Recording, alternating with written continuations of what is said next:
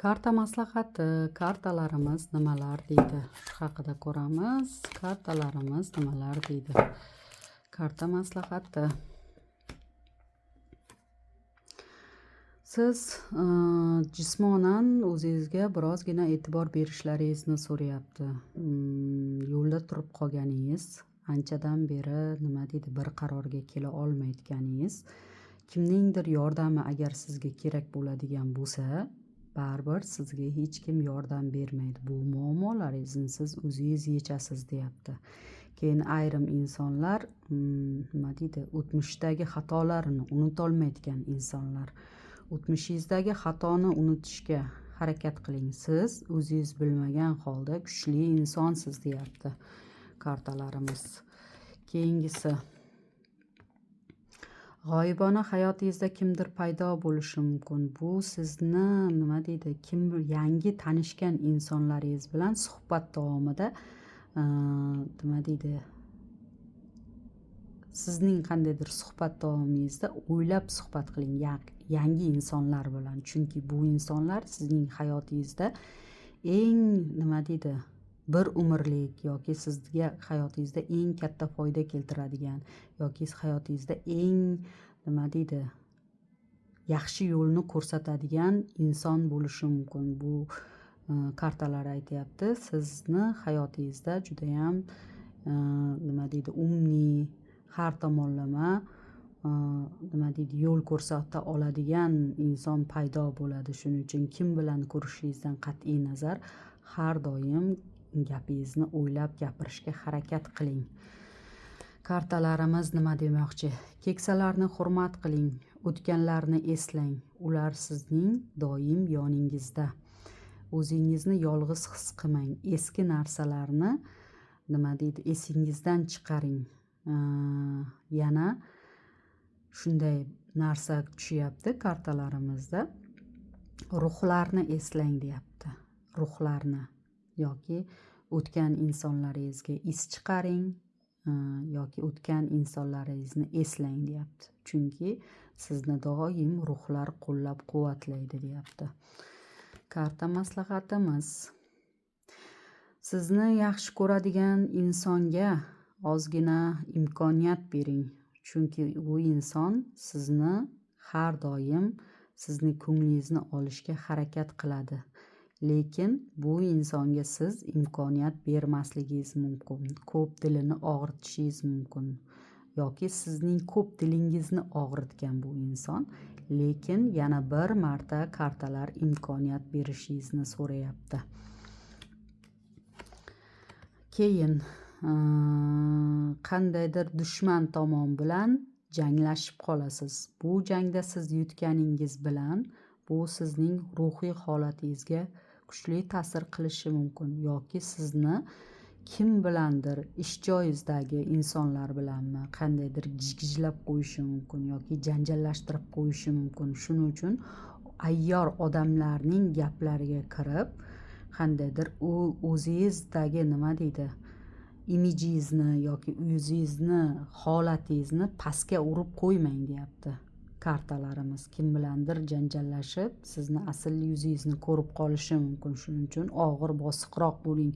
Ayyor insonlarga aldanmang deyapti kartalarimiz. Keyingisi,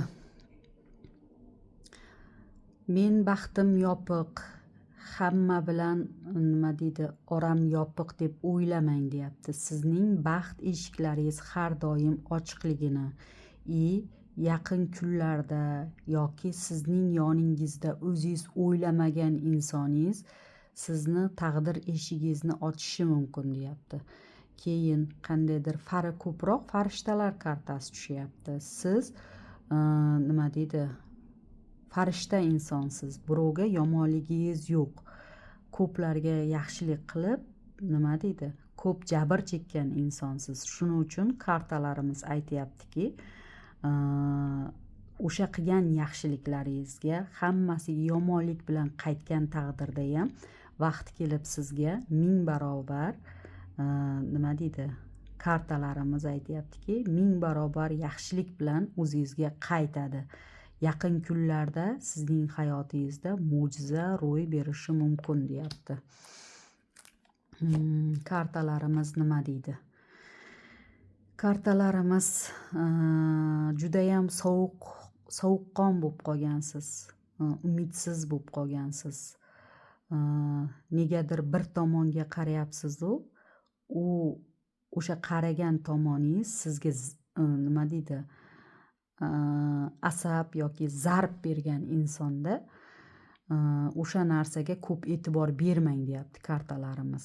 Bu narsa sizni ruhan charchatib qo'yadi. O'zingizga keraksiz bo'lgan narsalar haqqiga qandaydir diqqat e'tiboringizni judayam qaratib qo'ygansiz. Judayam bu narsa sizni ko'p ruhan charchatib qo'yyapti. Qo'l oyoqlaringizda judayam og'riq bor deyapti. Qandaydir issiq narsa ko'proq iching, sovuq narsalardan o'zingizni tiying deyapti. Shuning uchun shunday qilsangiz qandaydir boshingizda og'riqlaringiz to'xtaydi. Qandaydir nima deydi, siz o'zingizga keraksiz odamlar uchun energiyangizni ko'p sarflamang deyapti kartalarimiz. Keyingisi mashq qilishga harakat qiling. Nafas yo'llaringizda sizda muammo bor deyapti. Ko'p yo'talib yoki qandaydir badanlaringizda og'riq bo'lishi mumkin. Keyin nima deydi? Birozgina siz o'zingiz bilan suhbatlashib olishingiz kerak. Nimani xohlaysiz? Sizga nima kerak? Bundan keyin qanday yashash haqida. Sizga birozgina o'zingiz bilan o'zingiz suhbatlashish uchun vaqt ajrating deyapti. O'zingizga ko'proq e'tiborli bo'ling deyapti. Shunda sizda hayotingizda qandaydir yana ham o'zingizda kuch topa olasiz. Siz o'zingizni o'zingiz ko'p xafa qilib tashladingiz deyapti kartalarimiz.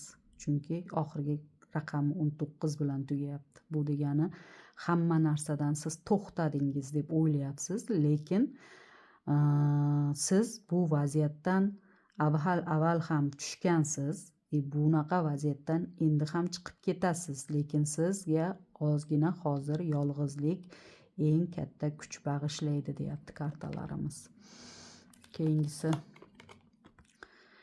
kartalarimiz oldingizga maqsad qo'ying, yoki nimanidir olmoqchi bo'lgan bo'lsangiz, yo nima bilandir shug'ullanmoqchi bo'lgan bo'lsangiz, hozir sizda imkoniyat.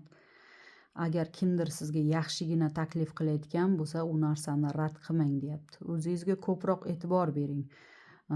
Odamlar nima deydi, ish joyingizdami, qayerdadir sizda lavozimingiz oshishi mumkin. Bor odamlar sizga diqqat e'tiboringizga qarashi mumkin. Sizning ishlaringizga, har bir narsangizga e'tiborli bo'lishi mumkin. Shuning uchun har bitirayotgan ishingizga, har bitta qilayotgan ishingizga sal e'tiborli bo'ling deyapti kartalarimiz.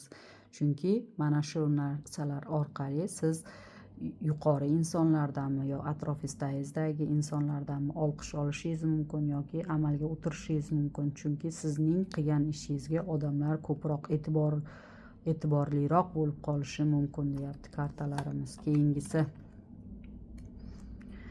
siz balkim u insondan judayam qo'rqayotgandirsiz deyapti, lekin siz kuchli insonsiz. Baribir u sizdan voz kecha olmaydi deyapti. Ish borasida ham, muhabbat borasida ham, har bir narsa borasida u inson o'zi bilmagan holda sizning izmingizga tushishi mumkin.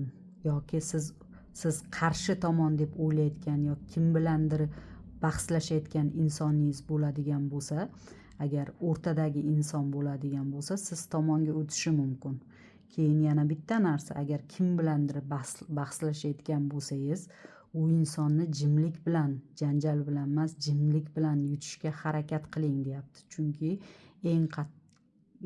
eng yaxshi qaror jimlik deb kartalarimiz hisoblayapti. Keyingisi sizni hayollaringiz judayam chalkash, o'tgan narsalarni ko'p to'fonday sizning yuragingizni ko'p siqib qo'yyapti. Sog'lig'ingizga e'tiborli bo'ling. chunki hamma narsa o'tib ketdi. Bu kunlaringiz ham o'tib ketadi. Sizni kelajakda yaxshi kunlar kutyapti. Agar kimdir sizni nafsoniyatingizga tegib dilingizni og'ritgan bo'lsa, u insonni nima deydi, taqdir zarbiga qo'yib qo'ying deyapti. Bu narsalar sizni charchatayotganini aytyapti. Oxirgi kartamizni ko'ramiz. Oxirgi kartamiz baxt, pul, ish bo'yicha sizda juda ham omadli kun bo'ladi. Iloji bo'lsa 3 raqamini olib, qog'ozga yozib, cho'ntaklaringizga solib yuringizlar. Chunki sizlarga 3 raqami yaqin kunlarda katta omad keltirishi mumkin yoki oldingizda yecholmayotgan muammoingiz bo'ladigan bo'lsa, 3 kun yoki 3 haftada katta yechimini topishi mumkin deyapti kartalarimiz. Sizlarga yoqqan bo'lsa, layk bosishni unutmang. Kutib qolaman. Kattakon rahmat. Sog' salomat bo'ling. Layk bosishni unutmang. Rahmat.